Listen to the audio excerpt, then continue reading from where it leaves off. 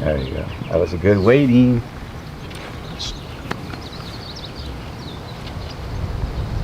Remember, it's trust, respect, love. So you have to trust that he can figure it out, and you have to respect what you are asking them to do, which is stay in the point of reference. And no matter what, how much distractions are around. So this is a brand new puppy. This is the first time he's doing it. So there's a lot of waiting in between. There you go. There you go.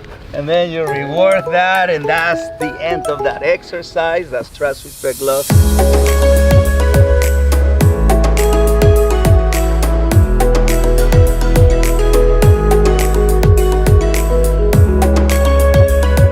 Alright guys, we're going to do 3 activities that are going to mean something natural, simple, and profound.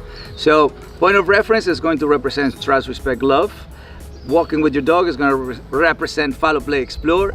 And the crate is going to represent safe, peace, and love.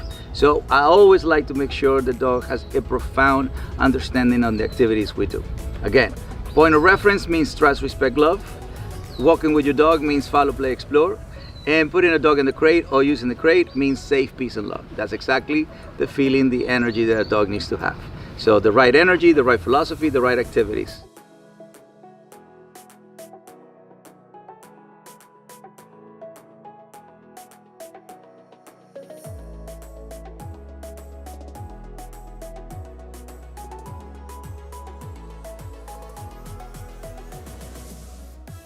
Well, every time we do TCW, we ask Angela from the Serving Dogs, that's her Instagram, to please bring us some puppies, some dogs that can challenge the students. So, where do you get these dogs from? A lot of them come from my house. I foster a lot of them, and then I call up my friends because they all have a lot of fosters. Yeah. Where's these puppies coming from? These puppies are coming from Long Beach. Long Beach, but where, like shelter or what? No, their mom was found as a stray walking around, and so my friend took her in, and then she ended up having the puppies that night in her house. And they're for adoption? Yes. Okay. So all the dogs that we work on TCW for the students, all these dogs are for adoption. The great thing about it is the dogs get to meet 30, 40 people, whatever, as many people we have here. So everybody gets to practice the same thing with the puppies, and that allows the puppies to connect, have great communication, trust, respect, love with people. So, and then what we do is we actually tell people, this dog is a back of the pack, middle of the pack, front of the pack. So when it's time to adopt the dog, we actually create what I call compatibility. And then we actually can give them like the strategy of what to do with this puppy. So what we're gonna do right now is show you the 3 most important things that you should do with your puppy as soon as the puppy arrives home. Yes. That's it. All right, so this is the point of reference. I like to use boxes because it allows the dog what's the word? It allows the dogs to understand there is a little cliff right in between with the floor and them. So it actually teaches them to wait a little longer.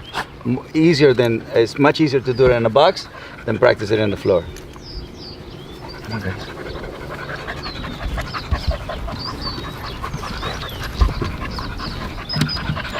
This guy is amazing.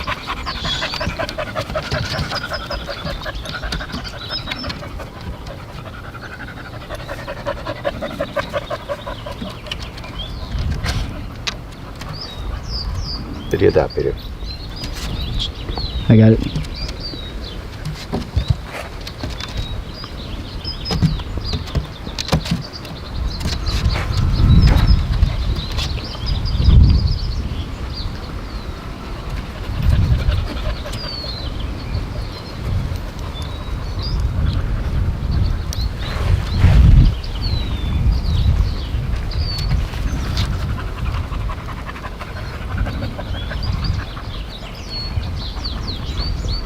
This is what I mean about it's easier for them to stay. So practically you're teaching the dog to stay in that place. So the cliff helps them to have a boundary.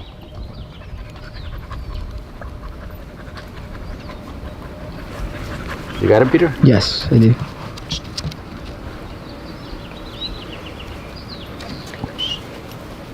Don't be afraid of using a leash on a puppy. It just gives you access so that they don't go too far. And the whole point is just learning to trust and respect the boundaries. The love is the energy you're using, and having fun, the food that you're using. There you go, bam. You pay for that. So they have to understand that if they practice what I call calm surrender, they're gonna get fed, and then that box becomes a point of reference where trust, respect, and love is being practiced. And then they go on their own once you practice a little bit more. They just on their own go on that point of reference, and you can use it for practicing obedience. So what I'm doing right now, I'm just getting a little bit more distance.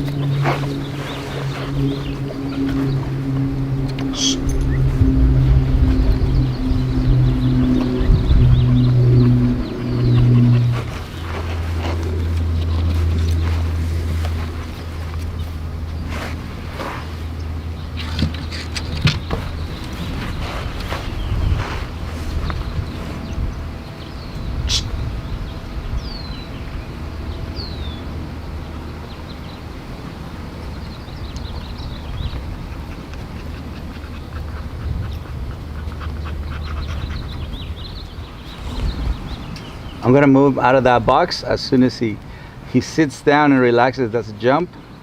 Then I'm gonna give him food, and then I'm gonna get him off the point of reference.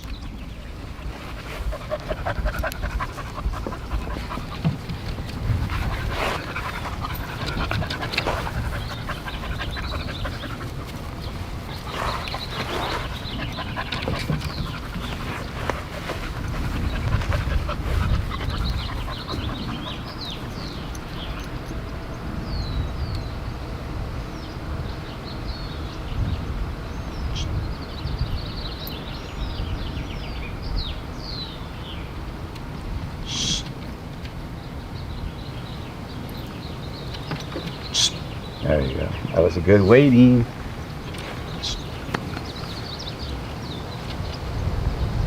Remember, it's trust, respect, love. So you have to trust that he can figure it out, and he have to respect what you are asking them to do, which is stay in the point of reference, and no matter how much distractions are around. So this is a brand new puppy. This is the first time he's doing it. So there's a lot of waiting in between. There you go. There you go. And then you reward that, and that's the end of that exercise. That's trust, respect, love. So you're gonna end up waiting a lot with puppies, and you're gonna end up doing a lot of repetitions. You can't lose your patience with them. And even as a whole bunch of distraction, it's actually better because this is exactly how they will learn in their natural habitat. Is, you know, the brothers, the sisters have to be around, and Mother Nature is around. So they don't hide to learn, they're actually exposed to learn. That's why I say natural, simple, profound. When you're teaching a puppy and this is the first time he's doing it, they have no idea what you're asking. That's why it has to be about trust, and trusting the puppy that he's gonna figure it out, and the puppy have to respect your guidance. That's why you come confident and play such a big role. And once they do it, which we waited a period of time, you saw that he surrendered to the activity, and that's when you give love, food or affection. In this case, I gave both, food and affection. And then the beautiful part about it is you pick the puppy that is the most outgoing at that time, and then the rest are watching. So now, because you're not teaching everybody else, the older ones are not watching. Look, the point of reference becomes a place for trust, respect, and love. So then they go and touch it, so they can practice trust, respect, love. Point of reference, you can always use it as like a show dog moment. Look, just to make the puppy feel good, because we're about to start step 2, which is taking a dog for a walk, which it would allow a dog to practice follow, play, explore. Point of reference is a good starting point. It allows them to understand rules, boundaries, limitations, safe, peace, and love. So food, put it in there.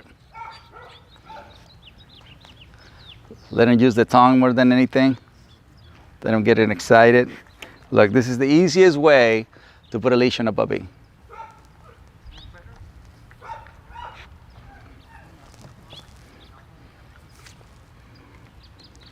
See, they reach in like a gold medal.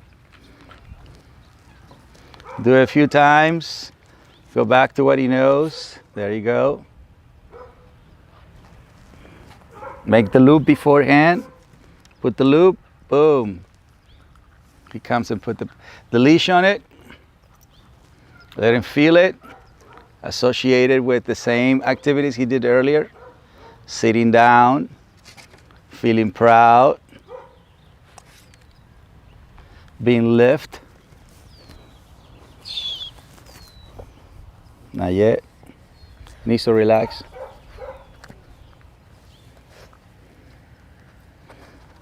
So here I'm gonna pay for relaxation. Wait, just wait.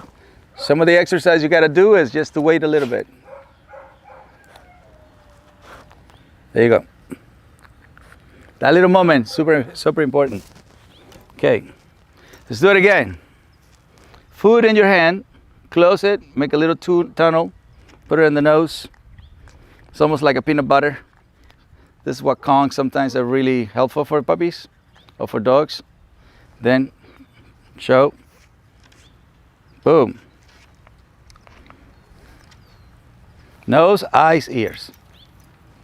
Adjust the leash as he's been doing it for a long time. I understand being careful, but when you're too careful, you actually provide like a nervous energy. So just treat him like he's done it a million times. Okay, that's what you have to practice first. So you have the ability and the practice to adjust as you go. Look how beautiful the tail feels. Good boy. So in the beginning, I don't want him to jump, so I'm just gonna carry him away from the point of reference, so he knows that the only way he can come out is when the human takes him out. Don't pull on the leash, just motion. The leash is only if he stops. And just to keep him in one, not zigzagging. Look, this is his first time, so there's a horse on that side. You let him experience it at a distance, proximities. That's how they experience the world, at a distance. We're going to adjust the leash again. Go back to where I was earlier. Check on it. Look, don't pull on the leash yet. They follow motion. They don't follow pull. So I'm introducing, slowing down, staying forward, don't go that way. So I'm controlling the explore. The fact that he looked at me, I'm gonna reward that moment. I'm going to cuddle that moment. I'm going to make him feel safe. I'm going to make him feel part of my pack because he's following me. So I want him to be part of my pack. I want to reward good behavior, right? I want to give the love, the joy. And then we go back and do it again. Again, calm, confident. Wait for the right moment. Watch, no tension on the leash. The reason why puppies resist the leash for the first time because people pulled instead of just walk in front. And that, my friends, is how you begin to teach a puppy to be on a leash so he can do a natural, simple, profound activity that we call a follow, play, explore. See you in the next one. All right, so step 3, connecting with a puppy, helping a puppy adapt to you, to the environment, and to how he's gonna learn with you and in your house. So we have point of reference, which is extremely helpful. We have the walk, which it allows the connection of going outside. And then once you come back home, that's the time that you practice the crate. Are crates good? Crates are great because a dog needs to practice 5 body motions. He needs to stretch, walk, run, then rest before he sleeps. So a crate to me is a place where a dog can extend the amount of time where he goes into a resting state. This is where you can see when people go in meditation mode or people go into a retreat mode or a yoga mode, quiet mode. That's the equivalent of a crate. So my boy right here, after a good walk, he's ready to practice the crate. So never put a dog in the crate if exercise and mental stimulation has not been done yet. So the crate is going to represent safe, peace, and love. Okay, so for that you need the brain to be in total calm surrender, so the puppy doesn't go into a fight, flight avoidance or feel that he's being trapped. Okay, ready? All right. So this is why the point of reference is so helpful, you know, especially with the crate. All right.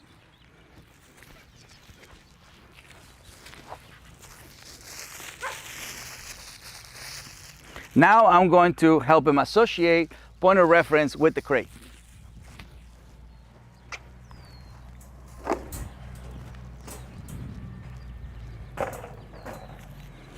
He's never been in the crate, but he's been in the point of reference.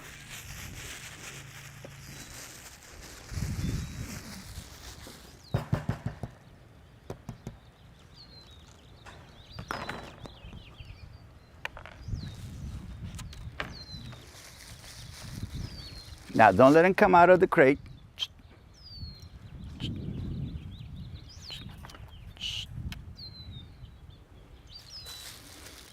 He has to calm surrender before he comes out of the crate. And here's the waiting game. Don't look at the puppy. Just wait for the calm surrender. Remember, we want the crate to represent the highest level of relaxation. We want the crate to feel a place where they feel safe, peace, and love. And we want the crate to represent resting state. So right now is an alert state. So it's just a waiting game right now.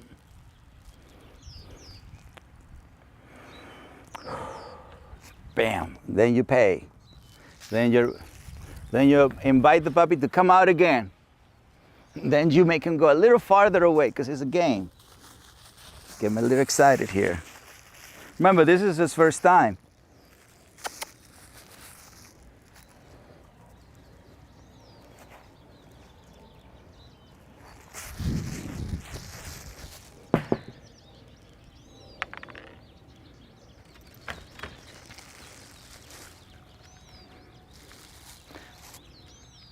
Going in, he can be happy-go-lucky about it. Coming out, he needs to learn to be calm surrender about it. Okay, so never close the gate when the brain is still excited or happy-go-lucky, because then they're gonna feel trapped. Now we're gonna close the door after he becomes calm surrender.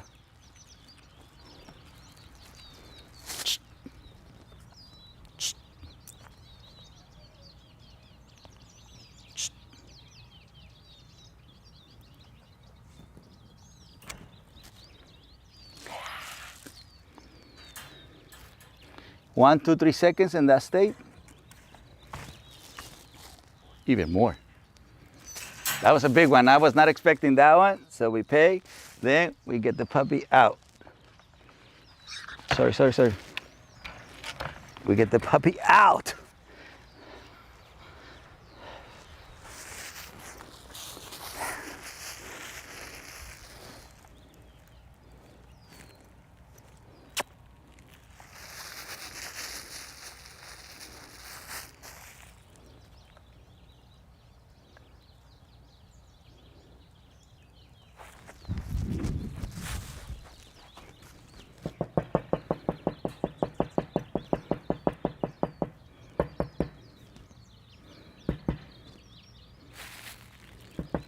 Got distracted. Don't do anything if he gets a little bit nervous. Send them back to the nose.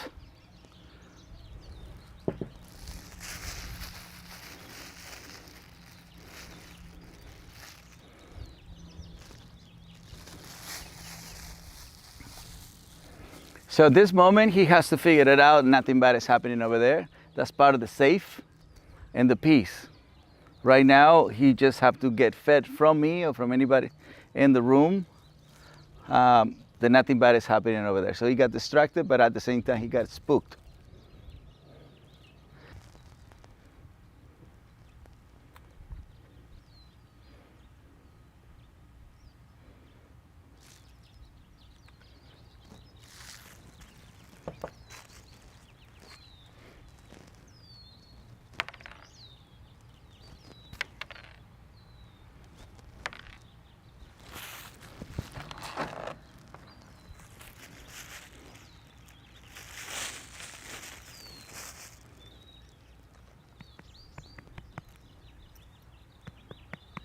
So this touch is not to give him affection or to cuddle. What he is just to help him snap out of it.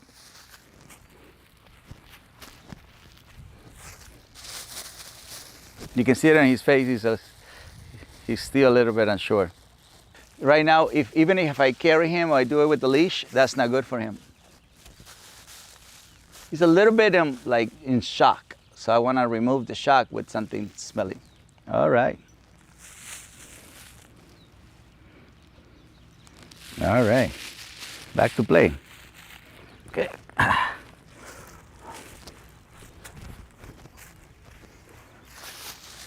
Oh, you still?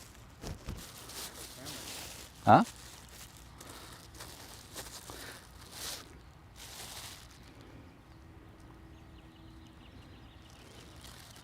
Now, once it smells a little more powerful, it's gonna get him excited. Watch. Also, food has like expiration day. Like certain smells have like an expiration time.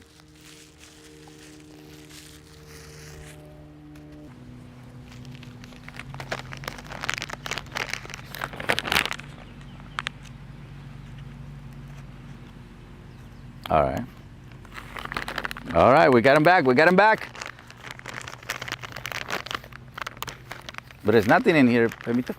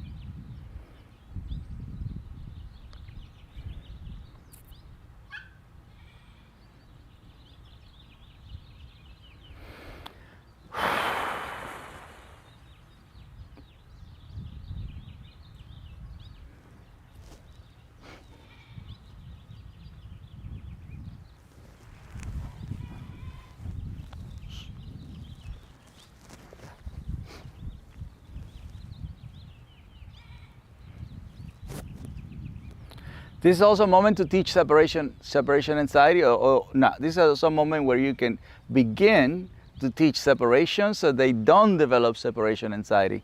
Because a big mistake people make with puppies is they don't leave them alone, which is unrealistic because that puppy will grow really fast. Puppyhood stages, again, from birth to 8 months. So that's the shortest stage in a dog life. And that's when most people unconsciously lie to the dog reality, right? The dog reality is the human is going to go away at one point to go to work, to go to school, to go visit family, or in some places they just don't allow dogs. So if a puppy doesn't begin to understand that the human will separate from them right from the moment you get that puppy is going to develop what's called separation anxiety. So right now the separation is there you go. Then we close the door. We ask for a few seconds. Nothing hard, nothing strong. So from the few seconds we were earlier, now we're going to wait for 10 seconds.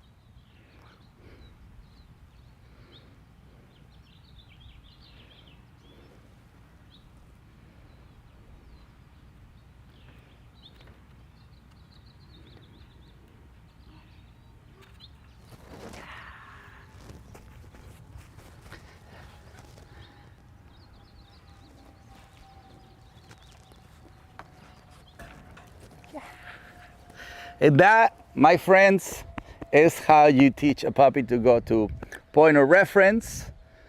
That's how you teach a puppy to walk on a leash. And that's how you teach a puppy to go in a crate all in one day. Guys, I hope you enjoyed the video. Make sure you like, subscribe, and comment, and join me on my mission of better humans, better planet.